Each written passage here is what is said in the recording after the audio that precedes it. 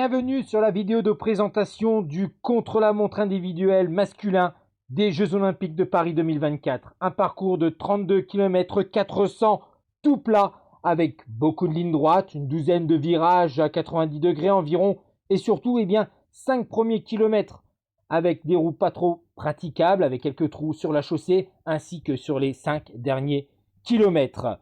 Avec donc ce parcours tout plat, un départ aux Invalides, direction la place de la Bastille, le bois de Vincennes, puis le château de Versailles pour le premier temps intermédiaire après 13 km 400.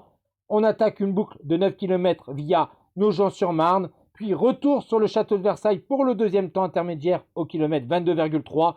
Puis on prend le retour vers Paris avec la place de la Nation, la Bastille et une arrivée sur le pont Alexandre III. Maintenant, on va se concentrer sur les prétendants aux 3 breloques et bien sûr 3 gros favoris.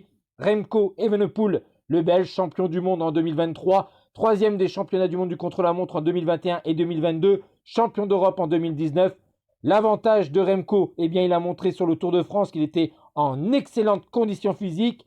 On espère qu'il aura bien récupéré des 3 semaines de course après 5 jours entre guillemets de repos. Malheureusement, le parcours n'est pas assez vallonné pour le coureur belge. Et on dit un parcours plat avec des grandes lignes droites. On pense à des coureurs puissants du côté d'Ineos Grenadier avec l'Italien Filippo Ganna, le deuxième gros favori, champion du monde en 2020 et 2021, deuxième des championnats du monde en 2023 et troisième en 2019, cinquième aux Jeux Olympiques de Tokyo. Et bien sûr, on pense à un autre coureur d'équipe Ineos, le très jeune Britannique Joshua Terling. C'est le troisième gros favori pour moi, champion d'Europe en 2023, troisième des championnats du monde en 2023.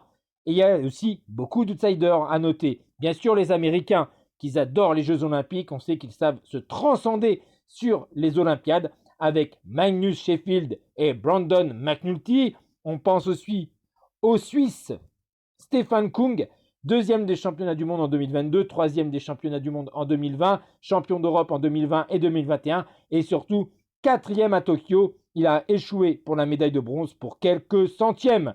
Bien sûr, chez les outsiders, il y a Van Aert, même s'il est plus aussi puissant que lors des 2 médailles d'argent aux championnats du monde en 2020 et 2021. Il a quand même terminé troisième des championnats d'Europe en 2023. On espère qu'il y aura une meilleure condition physique que lors du dernier Tour de France, puisque c'est un parcours qui pourrait le favoriser, puisque c'est un coureur quand même assez puissant. Et à noter bien sûr chez les outsiders, Tobias Foss, attention au Norvégien, champion du monde en 2022, le Suisse Stéphane Bisseguer, champion d'Europe 2022 et deuxième des championnats d'Europe en 2023, même si sa forme pour l'instant depuis le début de saison n'est pas au top.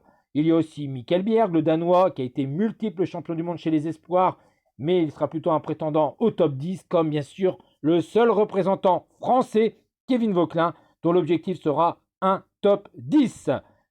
Maintenant, vous pouvez laisser quelques commentaires pour dire vos favoris, votre podium. N'oubliez pas les likes, vous abonner à la chaîne. Et je vous remercie bien sûr pour le soutien depuis ces nombreuses années. Ciao tout le monde.